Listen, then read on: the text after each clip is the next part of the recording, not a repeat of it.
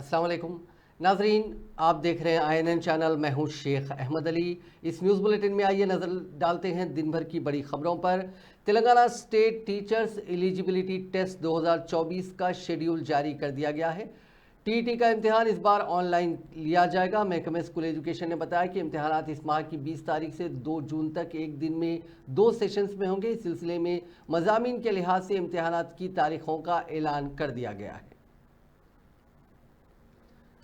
Hyderabad DCC सदर व हैदराबाद लोकसभा हल्के से कांग्रेस उम्मीदवार वलीउल्लाह समीर ने आज तारीखी मक्का मस्जिद में नमाज जुमा अदा की। इसके बाद समीर वलीउल्लाह ने मुसल्लियों से मुलाकात करते हुए उनके लिए दुआओं की गुजारिश की। बाद अज़ां वलीउल्लाह समीर ने मकामी अवाम से मुलाकात की और उनके मसाइल दरियाफ्त किए। आम लोगों ने बताया कि पुराने शहर में मसाइल का अंबार है, लेकिन उनको हल करने के बारे में क़यादत ने कोई पहल नहीं की। इस मौके पर वलीउल्लाह समीर ने तयक़ुन दिया कि अगर वह हैदराबाद से इंतखाबात जीतते हैं तो अवामी मसाइल को फौरी हल किया जाएगा।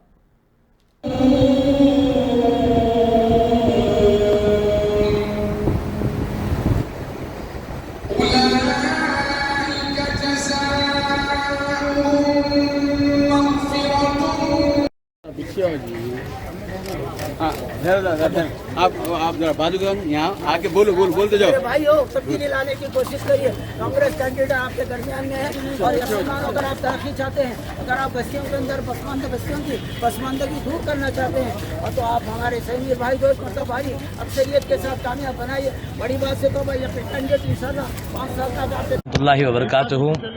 आज हमारे कॉन्टेस्टेड MLA मुजीबुल्लाह शरीफ साहब, हमारे मतीन शरीफ साहब जो कांग्रेस के सीनियर लीडर हैं, और हमारे दीगर दूसरे सारे कांग्रेस के लीडर, मैं सबका नाम नहीं ले सकूंगा मगर सबका बहुत बहुत शुक्रिया। आज मेरे साथ हम सब मिलके आज मेरे साथ ये लोग मक्का मस्जिद में नमाज़ पढ़े। अल्हम्दुलिल्लाह यहाँ पे हम लोग काफ़ी लोगों से मुसाफा करे, काफ़ी लोगों से मुलाकात हुई। लोगों का तयक़ुन है कि इस बार कांग्रेस की सरकार है। तो ये लोगों का जो रिस्पांस था मक्का मस्जिद में, जो लोग हमारे से मिले, जिस अंदाज़ में लोगों का मिलना था, ये बहुत काबिल क़बूल था। मैं लोगों का शुक्र अदा करता हूँ कि लोग आज कांग्रेस को इस काबिल समझ रहे हैं कि कांग्रेस इनके लिए कुछ कर सकती है।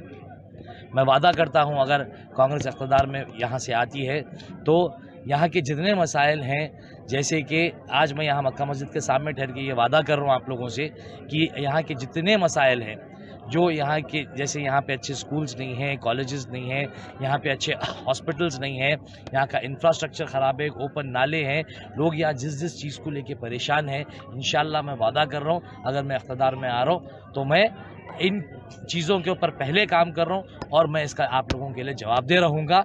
तो इंशाल्लाह आप लोगों से गुजारिश है कि 13 मई के दिन आप इनके झांसे से बाहर निकले, आपकी गुलामी की जंजीरें तोड़े और देखें कांग्रेस पार्टी हैदराबाद के स्पेशली ओल्ड सिटी को डेवलप करना चाहती है।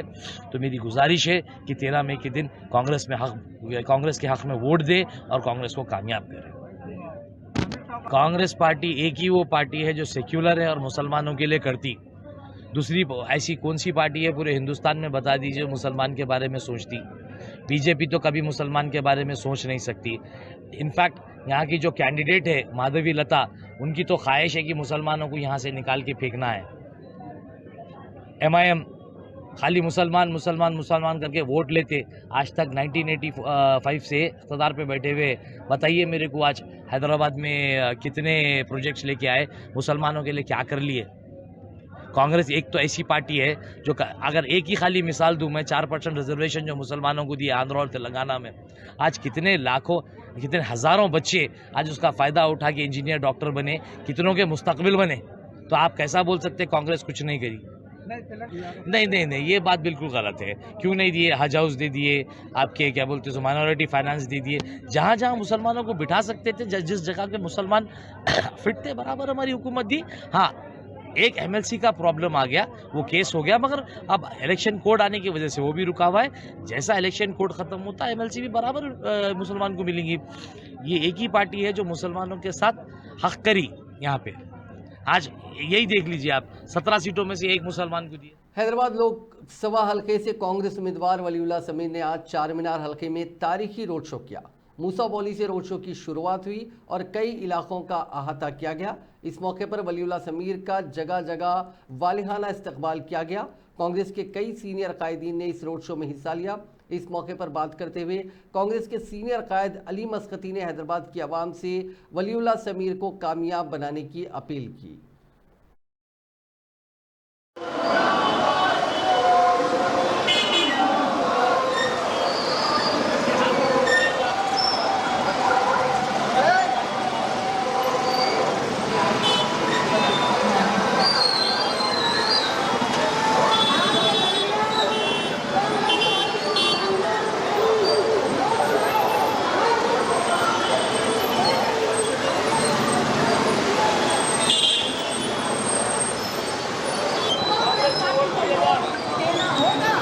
इमरान भाई रुको।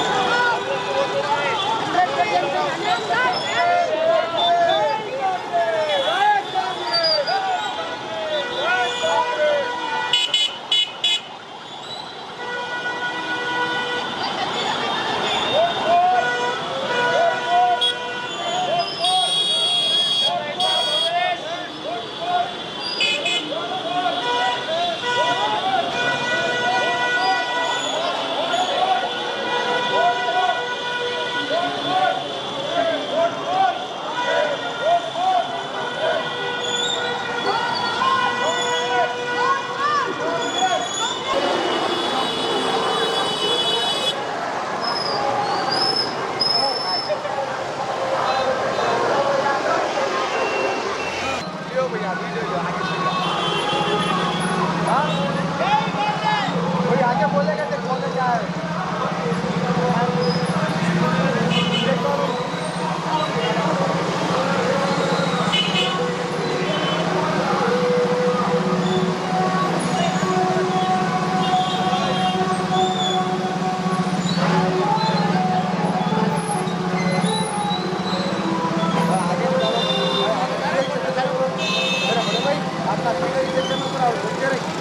साइड में ले लो।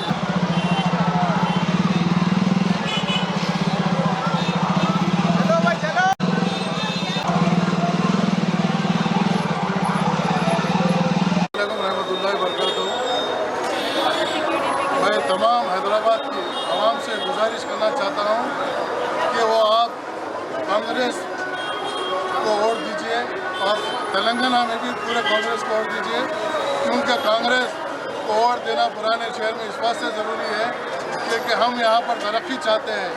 यहाँ पर चीफ मिनिस्टर साहब ने मेट्रो रेल लाने की कोशिश करी और पुराने शहर में तरक्की करना चाह रहे हैं। अगर से आप लोग कांग्रेस को वोट देंगे तो हम लोग ये बता देंगे कि भाई यहाँ पर कांग्रेस जिंदा है। यहाँ के हिंदू, मुस्लिम, सिख, ईसाई सब मिलकर कांग्रेस को वोट दीजिए ताकि हमारे कांग्रेस के हाथ मजबूत करना है। यहाँ से लेकर हिंदुस्तान में राहुल गांधी साहब के हाथ मजबूत करना है। शुक्रिया। आप सब अपना कीमती वक्त निकाल के आज यहाँ पे आए और इस जलसे को एक कामयाब जलसा बनाए। बस मैं आप लोगों से कितनी गुजारिश करूंगा, वक्त की किल्लत है, मैं कुछ लंबा खींच के आपको बोल नहीं सकूंगा। बस मैं आपको इतना दिखाना चाहूंगा कि आप लोग जब अपने आज घरों को जाएंगे तो बस एक सोच के खाली एक ठंडे दिमाग से सोच के देखिए, आपके पास जो यहाँ पे एक एमपी कैंडिडेट है जो 1985 से इख्तिदार पे बैठा हुआ है, जिसको यहाँ पे काफी लोग बोलते हैं कि हमारी आवाज, हमारी आवाज, हमारी आवाज। तो ये आवाज पार्लियामेंट में आपके लिए कितने बार उठी और कितने ऐसे फंड्स आए जिससे ओल्ड सिटी के लोगों का कोई फायदा हुआ। आज यहाँ पे मैं देख रहा हूँ काफी नौजवान बैठे हुए हैं, इसमें से काफी चेहरों से देख के पढ़े लिखे माशाल्लाह अच्छे घरों के नौजवान दिख रहे हैं। आप ये बताइए आज ओल्ड सिटी में बेरोजगारी की क्या हाल है, ये मैं आपके मुंह से सुनना चाह रहा हूं। बताइए क्या हाल है बेरोजगारी का।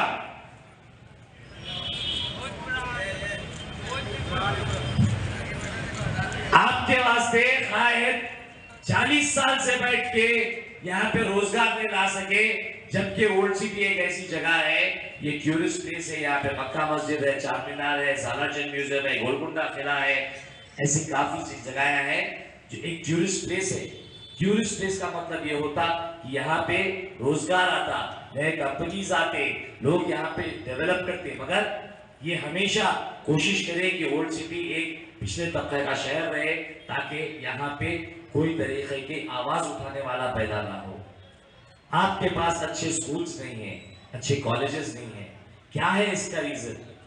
अगर आपके बीच में तालीम बढ़ जाएगी तो आप इनके वोटर नहीं रह जाएंगे। इसलिए ये लोग तालीम से महरूम रखना चाहते। आज आप चले जाइए ओल्ड सिटी के स्लम्स में, देखिए आज छोटे छोटे बच्चे, कोई पान डब्बे पे काम कर रहा, कोई मैकेनिक की दुकान पे काम कर रहा। इनके लिए अच्छे स्कूल्स का इंतजाम नहीं कर सकते।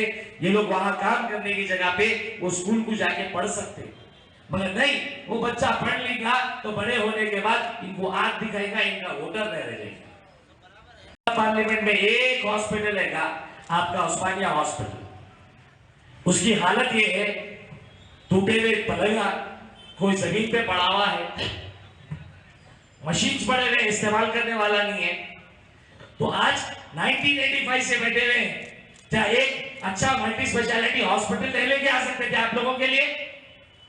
मगर नहीं, लाना नहीं है, 5 साल में एक बार आना है, वोट मांगना है, चलते फिरते नजर आना है। तो भाई मैं आपसे गुजारिश कर रहा हूं, ये जो मजहब के नाम पे जो वोट मांग रहे, जो आज हिंदू को मुसलमान से डरा रहे और मुसलमान को हिंदू से डरा रहे, ये इस दर्द से बाहर आइए, ये गुलामी की जंजीर तोड़िए, बाहर आइए और इस बार अपना वोट देना मे के दिन सोच समझ के, बिल्कुल ठंडे दिमाग से सोचिए। मैं आपको क्या बताना चाह रहा हूं, मैं ये बोल रहा हूं कि कांग्रेस के साबिक सदर राहुल गांधी ने उत्तर प्रदेश की रायबरेली लोकसभा सीट से जुमे के रोज अपना पर्चे नामजदगी दाखिल कर दिया। राहुल गांधी ने उस सीट पर पर्चे नामजदगी दाखिल करने के मुकर्ररा वक्त से बमुश्किल 1 घंटा पहले अपना पर्चा दाखिल किया। इससे कबल कांग्रेस ने रायबरेली लोकसभा सीट पर खड़े किए जाने वाले उम्मीदवार से मुतालिक जारी कशमकश वाली हालत से पर्दा हटाते हुए आज सुबह राहुल गांधी की उम्मीदवारी का ऐलान किया था। रायबरेली गुज़िश्ता 2 दहाइयों से उनकी मां सोनिया गांधी का इंतखाबी हल्का रहा। साथ ही अमेठी से किशोरी लाल शर्मा को उम्मीदवार बनाने का ऐलान कांग्रेस ने किया।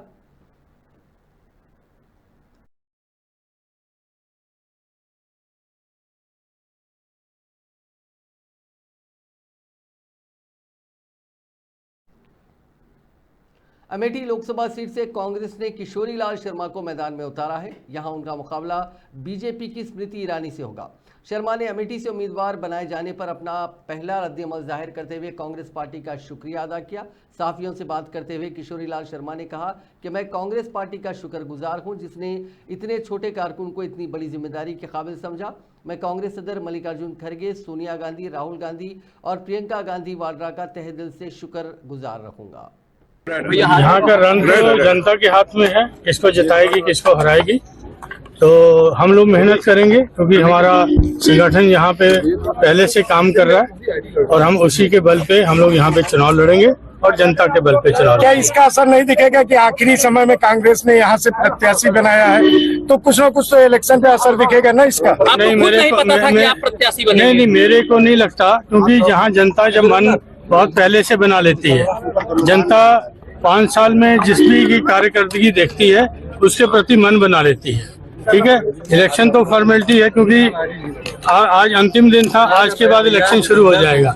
जनता अपने मन में धारणा बना लेती है कि हमारा जो पहले का चुनाव था वो सही था या गलत था। आपके सामने लगातार जो है कैंपेनिंग कर रही है, लगभग 15 दिन से यही डटी हुई है। यहाँ पर वो कहती है कि हमारा घर भी बन गया है। अब ऐसे में आपके लिए कितना चैलेंज होगा? बहुत कम समय मिल रहा है। देखो, यहाँ घर की बात है तो यहाँ की जनता हमारे दिल में बैठी है, हम 40 साल से उसके दिल में बैठे हैं। ठीक है, घर तो हिंदुस्तान में एक, हिंदुस्तान हमारा एक है, घर कहीं भी हो हिंदुस्तान में होना चाहिए। भैया आप चुनाव लड़ाने आए थे और चुनाव लड़ना चीफ मिनिस्टर रेवंत रेड्डी आज सुबह अचानक खुसूसी तैयारी के जरिए रायबरेली रवाना हुए, जो राहुल गांधी के पर्चे नामजदगी के मौके पर कांग्रेस के दीगर कायदीन के साथ मौजूद रहे।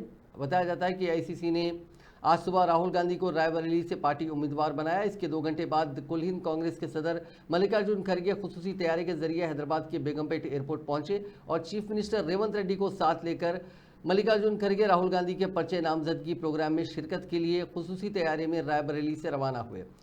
सोनिया गांधी को हाल ही में राज्यसभा का रुकन मुंतखब किया गया था। राहुल गांधी रायबरेली से इंतखाब लड़ेंगे।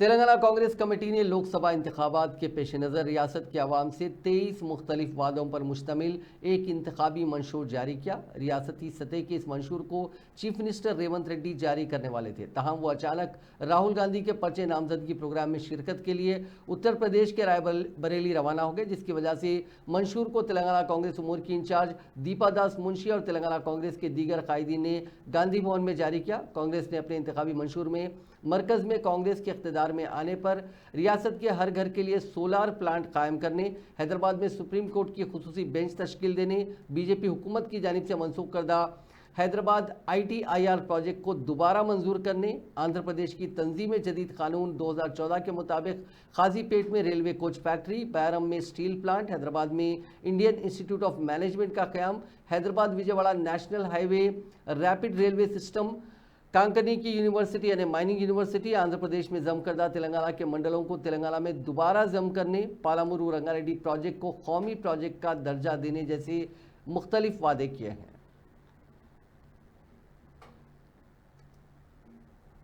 आज साबिक चीफ मिनिस्टर के चंद्रशेखर राव ने 48 घंटे के इम्तना के बाद दोबारा अपनी इंतखाबी मुहिम शुरू की। आज रामागुंडम में एक रोड शो से खिताब करते हुए केसीआर ने कहा कि इलेक्शन कमीशन ने उनके खिलाफ जो कार्रवाई की थी वो जानिबदाराना थी। उन्होंने कहा कि इलेक्शन में मज़हब का इस्तेमाल नहीं किया जा सकता, मज़हब के नाम पर वोट नहीं मांगे जा सकते, लेकिन वज़ीर आज़म नरेंद्र मोदी और मरकज़ी वज़ीर दाखिला अमित शाह बार बार मज़हब के नाम पर वोट मांग रहे हैं।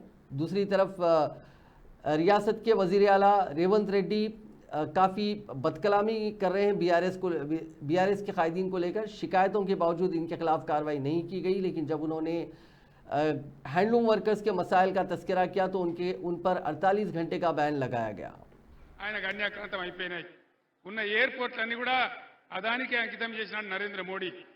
అటువంటి నరేంద్ర మోడీ అదాని నేను ముఖ్యమంత్రిగా ఉండే రోజులలో మీరు మీ బొగ్గు ఉత్పత్తి, మీ కరెంటు ఉత్పత్తి చేయడానికి మీరు ఆస్ట్రేలియా నుంచి బొగ్గు దిగుమతి చేసుకోవాలంటాడు. ఆస్ట్రేలియా నుంచి బొగ్గు తెచ్చేవాడు ఎవడు? అదాని నరేంద్ర మోడీ తమ్ముడు. అంటే అదాని బొగ్గు కోసం అదానికి మన దగ్గర 4,000 టన్ను దొరికే బొగ్గును అక్కడ 28,000 టన్ను కొనమంటాడు. నేను ఒప్పుకోలే. నేను చెప్పిన నువ్వు ఏం చేసినా సరే, నా ప్రాణం పోయినా సరే నేను ఒప్పుకోను. నాకు సింగరేణి బొగ్గు ఉన్నది, నా సొంత బొగ్గు ఉన్నది, నీ బొగ్గు నాకెందుకు అని నేను చెప్పిన. ఇలా ఇదే ముఖ్యమంత్రి పోయి స్విట్జర్లాండ్లో దావోస్లో అదానికి పాటకు తెరిచొచ్చిండు, గేట్ తెరిచొచ్చిండు. అదాని గారు మీరు రాండి, తెలంగాణకు రాండి. साबिक वजीर और बीआरएस के रुकन असेंबली हरीश राव ने कहा कि हैदराबाद शहर को मजीद चंद बरसों तक तेलंगाना और आंध्र प्रदेश की मुश्तरका दारुल हुकूमत बरकरार रखने की सदर तेलुगुदेशम चंद्रबाबू नायडू साजिश कर रहे हैं। ऐसी साजिशों को नाकाम बनाने के लिए रियासत से ज़्यादा लोकसभा हल्कों में बीआरएस को कामयाब बनाने की ज़रूरत है। हरीश राव ने जुमे को करीमनगर MP उम्मीदवार विनोद कुमार की तायद में हुस्नाबाद असेंबली हल्के के अक्कमपेट में इंतखाबी मुहिम में हिस्सा लिया। इस मौके पर खिताब करते हुए हरीश राव ने कहा कि ये इंतखाबात तेलंगाना का मुस्तकबिल बदल देगा। ఏమనంటే గుంపు మేస్త్రి అంటాడా? ఈ పార్లమెంట్ ఎన్నికల్లో ఈ హత్నూర అక్క చెల్లెళ్ళు అన్నదమ్ముళ్ళు రేపు 13వ తారీఖు నాడు గుంపు మేస్త్రి గూబవలిగేటట్టు కారు మీద గుద్దుడు పెట్టారు. గట్లయితే వాళ్ళకి బుద్ధి వస్తుంది, సోయత్తది. గట్లయితే మీ 4000 పింఛన్ వస్తుంది. గుంపు మేస్త్రి గూబ వలుగుతే నీకు 2500 రూపాయలు వచ్చి నీ ఖాతాలో పడతాయి. మరి మోసం చేసిన శిక్ష తప్పదు కదా. చెక్ బౌన్స్ అయితే శిక్ష పట్టదా పడదా? బాండ్ పేపర్ బౌన్స్ అయితే శిక్ష పడాలా వద్దా? మరి ఆ శిక్షే बीजेपी के सीनियर लीडर व रुकन राज्यसभा डॉक्टर के लक्ष्मण ने अपने एक सनसनीखेज बयान में कहा कि साबिक वज़ीर आज़म राजीव गांधी जात पर मबनी तहफ़्फ़ुज़ात के मुखालिफ थे। जुमे को हैदराबाद में बीजेपी हेडक्वार्टर्स में प्रेस कॉन्फ्रेंस से खिताब करते हुए उन्होंने इस बात का इंकशाफ किया कि जिस वक्त जवाहरलाल नेहरू वज़ीर आज़म के ओहदे पर थे, उन्होंने जात पात के तहफ़्फ़ुज़ात के ताल्लुक से मुल्क भर के तमाम चीफ मिनिस्टर्स को जात पात पर मबनी तहफ़्फ़ुज़ात देने के सिलसिले में रियासतों की राय हासिल करके खतूत लिखे थे। इन खतूत में यह बात सामने आई थी कि जात पात के तहफ़्फ़ुज़ात से मुल्क दूसरे दर्जे के शहरियों वाला मुल्क बन जाएगा। डॉक्टर लक्ष्मण ने याद दहानी कराई कि ये नेहरू ही थे जिन्होंने कहा था कि अगर ऐसा किया गया तो लोगों की काबिलियत और सलाहियत को पूरी तरह से नुकसान पहुँच सकता है। बीजेपी लीडर ने सवाल किया कि कांग्रेस पार्टी ने 9 तरीकों से एससी और एसटी की तजलील नहीं की। जब वीपी सिंह ने पार्लियामेंट में मंडल कमीशन की रिपोर्ट की बुनियाद पर तालीम और मुलाजिमतों में बीसीसी के लिए 27% तहफ़्फ़ुज़ात देने का मुतालबा किया था, तो कांग्रेस ने उनके मुतालबे को मुस्तरद करते हुए उनका मजाक उड़ाया था। వాస్తవానికి కాంగ్రెస్ పార్టీయే ఈ రిజర్వేషన్లకు వ్యతిరేకమని చాలా స్పష్టంగా ఇవాళ ఆధారాలతో సహా మేము పదే పదే చెబుతున్నప్పటికీ ఇవాళ రేవంత్ రెడ్డి దానిని స్పందించాడు. ఎంతసేపు రేవంత్ రెడ్డి గారు కేవలం మసిబూసి మాడికాయ చేసి మరి బుడ్డ జల్లే కార్యక్రమే తప్పితే వాస్తవంగా ఇవాళ 1950లో డాక్టర్ బాబాసాహెబ్ అంబేద్కర్ రాజ్యాంగాన్ని మనకు అందించారు. అందులో ప్రధానంగా రిజర్వేషన్లు సామాజిక వివక్షకు గురైనటువంటి వర్గాలకు అందులో పొందుపరిచి అందులో ముఖ్యంగా ఎవరైతే హిందూ సమాజంలో ఉన్నటువంటి వర్గాలు సామాజిక వివక్ష గురైన వర్గాలకే రిజర్వేషన్లని ఎస్సీ ఎస్టీ బీసీల కోసం వారు తలపెడితే మీరు దాన్ని వక్రీకరించి మతపరమైన రిజర్వేషన్ తెర మీదకి తీసుకొస్తూ ఇవాళ మైనార్టీ ఓట్ల కోసం కక్కుర్తి పడుతున్న మీరు 1950లో ఆ రకంగా వారు రాజ్యాంగాన్ని बीजेपी के कौमी सदर जेपी नड्डा इस माह की 6 तारीख को तेलंगाना का दौरा करेंगे। तेलंगाना में 17 पार्लिमानी हलकों और 1 असेंबली सीट के लिए इंतखाबात 13 मई को होंगे। चूंकि इंतखाबी मुहिम में सिर्फ 10 दिन बाकी रह गए हैं, कई कायदीन दिल्ली से तेलंगाना में इंतखाबी मुहिम चला रहे हैं। जेपी नड्डा पेद्दापल्ली में होने वाली मीटिंगों में शिरकत करेंगे। सुबह 11 बजे भुवनगिर, दोपहर 1 बजे नलगुंडा, माफ़ कीजिएगा, सुबह 11 बजे भुवनगिर और दोपहर 3:30 बजे नलगुंडा में वो एक मीटिंग से खिताब करेंगे। सुप्रीम कोर्ट में चीफ मिनिस्टर रेवंत रेड्डी से मुतालिक वोट बराए नोट केस की जुमे को समाअत हुई। सुप्रीम कोर्ट की सैरकुनी बेंच ने फरीकैन की जानिब से जवाब दाखिल न करने पर केस की अगली समाअत जुलाई के आखिरी हफ्ते तक मुलतवी कर दी। बताया जाता है कि वोट बराए नोट केस के ट्रायल को मध्य प्रदेश मुंतकिल करने की अर्जी पर चीफ मिनिस्टर रेवंत रेड्डी और तेलंगाना हुकूमत ने कोई जवाब दाखिल नहीं किया। मालूम हुआ है कि सुप्रीम कोर्ट ने रेवंत रेड्डी, तेलंगाना हुकूमत और दीगर फरीकैन को पिछली समाअत के दौरान जवाब दाखिल करने के लिए नोटिस जारी किया था। ताहम रेवंत रेड्डी और तेलंगाना हुकूमत ने कोई जवाब दाखिल नहीं किया, इसीलिए इस केस की समाअत मुलतवी कर दी गई। बीआरएस के साबिक वज़ीर जगदीश्वर रेड्डी ने वोट बराए नोट केस की समाअत को मध्य प्रदेश मुंतकिल करने की अर्जी दाखिल की थी। तेलंगाना हाईकोर्ट ने बीआरएस के एमएलसी दंडे विट्ठल के इंतखाब को कलअदम करार दिया। कांग्रेस लीडर पी राजेश्वर रेड्डी की अर्जी की समाअत के बाद विट्ठल के इंतखाब को मंसूख करने का अदालत ने फैसला सुनाया और उन्हें 50,000 रुपये जुर्माना भी आयद किया। बताया जाता है कि आदिलाबाद मजालिस से मकामी इदारे जात ज़मरे के तहत काउंसिल की एक सीट के लिए 14 दिसंबर 2021 को इंतखाबात हुए थे, जिसमें बीआरएस उम्मीदवार विट्ठल को 664 वोटों की अक्सरियत से कामयाबी मिली थी। ताहम कांग्रेस लीडर पी राजेश्वर रेड्डी ने विट्ठल के इंतखाब को कलअदम करार देने की दरखास्त करते हुए इस मामले को हाईकोर्ट से रुजू किया और दावा किया कि उन्होंने अपना पर्चे नामजदगी वापस नहीं लिया था, लेकिन उन्हें मुकाबले से दस्तबरदार कर दिया गया, जिसका उन्हें इल्म नहीं हुआ और उनके दस्तखत भी जाली थे। हाईकोर्ट ने जालसाजी की हकीकत का पता लगाने के लिए दस्तावेजात को सेंट्रल फॉरेंसिक लेबॉरेटरी भेजे थे। बादशाह दोनों फरीकों के दलाल सुनने के बाद हाईकोर्ट ने आज बीआरएस के रुकने काउंसिल विट्ठल के इंतखाब को मनसूख करने का फैसला सुनाया। नामपल्ली की एक अदालत ने वज़ीर दाखिला अमित शाह के वीडियो के साथ छेड़छाड़ करने के केस में मुलजिमीन को जमानत दे दी है। तेलंगाना में पीसीसी की सोशल मीडिया टीम के अरकान पी वंशी कृष्णा, एम सतीश, नवीन, अस्मा तस्लीम और गीता को इस केस के सिलसिले में गुज़िश्ता रोज़ हैदराबाद की साइबर क्राइम ब्रांच ने गिरफ्तार किया था। आज नामपल्ली की अदालत में उनकी जमानत की दरख्वास्त पर समाअत हुई। अदालत ने उन्हें मशरूत जमानत मंजूर की। 10,000 रुपये के शख्सी मशलकों के साथ जमानत मंजूर कर ली गई। अदालत ने मुलजिमीन को आइंदा अहकाम तक हर पीर और जुमे को तफ्तीशी अफसरान के सामने पेश होने की हिदायत दी। हैदराबाद के शमशाबाद एयरपोर्ट के हुदूद में नजर आए तेंदुए को बिलाखिर महकमे जंगलात ने जाल बिछाकर पकड़ लिया। उसे पकड़ने के लिए 4 दिन तक ऑपरेशन तेंदुआ अंजाम दिया गया। ओहदेदार गुज़िश्ता 4 दिनों से इस जंगली जानवर को पकड़ने की कोशिशें कर रहे थे। तेंदुए को पकड़ने के लिए शमशाबाद एयरपोर्ट के हुदूद में 5 पिंजरे और 20 CCTV कैमरे लगाए गए थे। हर पिंजरे में एक बकरी को रखा गया था ताकि भूख से तेंदुआ उसे खाने की कोशिश करेगा। महकमे जंगलात के ओहदेदारों ने एयरपोर्ट के करीबी मौज़ूआत में CCTV कैमरों की भी तनसीब अमल में लाई थी। इस तेंदुए को पकड़ने में महकमे जंगलात की ताख़ीर की वजह से मकामी अवाम में खौफ पाया जा रहा था।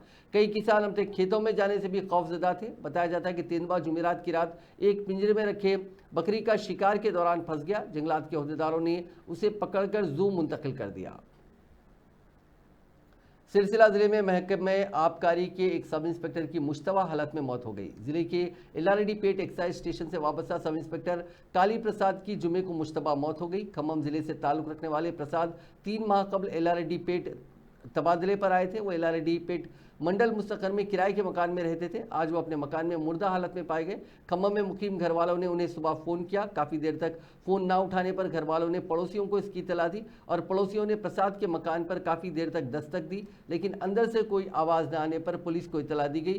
पुलिस ने मकान का दरवाज़ा तोड़कर अंदर दाखिल हुए, जहाँ प्रसाद बिस्तर पर मुर्दा पाए गए।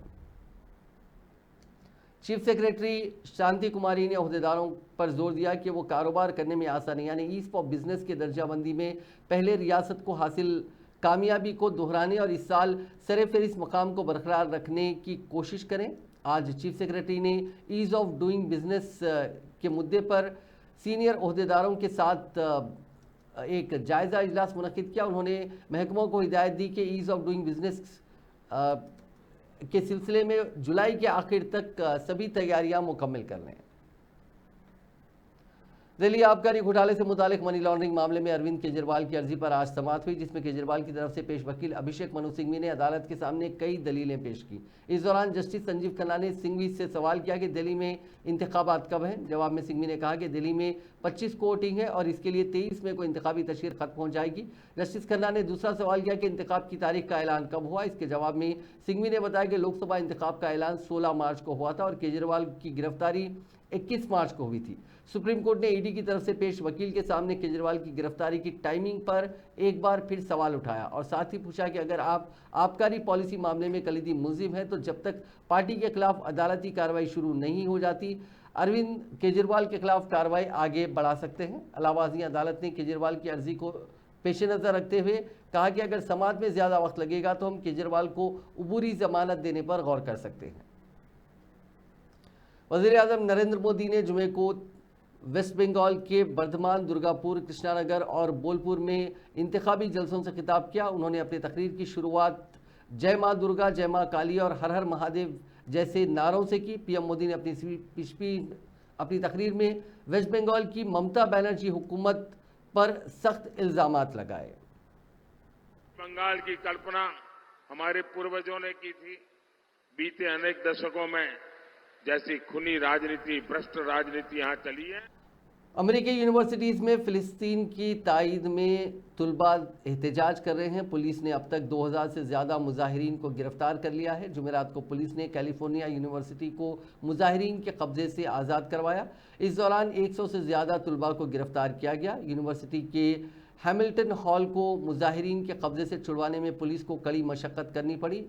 एक रिपोर्ट के मुताबिक 17 घंटे तक यूनिवर्सिटी का हैमिल्टन हॉल मुजाहिरीन के कब्जे में था। अब इसे लेकर नई जानकारियां सामने आई हैं। पुलिस ने कोलंबिया में गिरफ्तार किए गए आधे से ज़्यादा तुलबा को रिहा कर दिया है।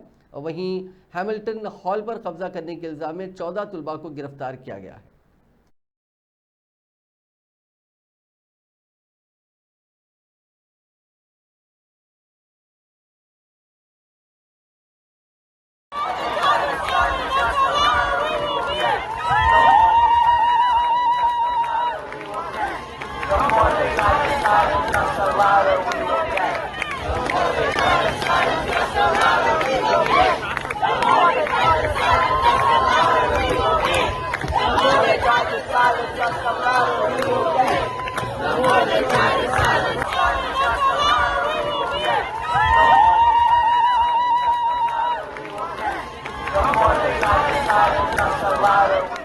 नाजरीन, इस न्यूज़ बुलेटिन में बस इतना ही। अब देखते रहिए INN चैनल।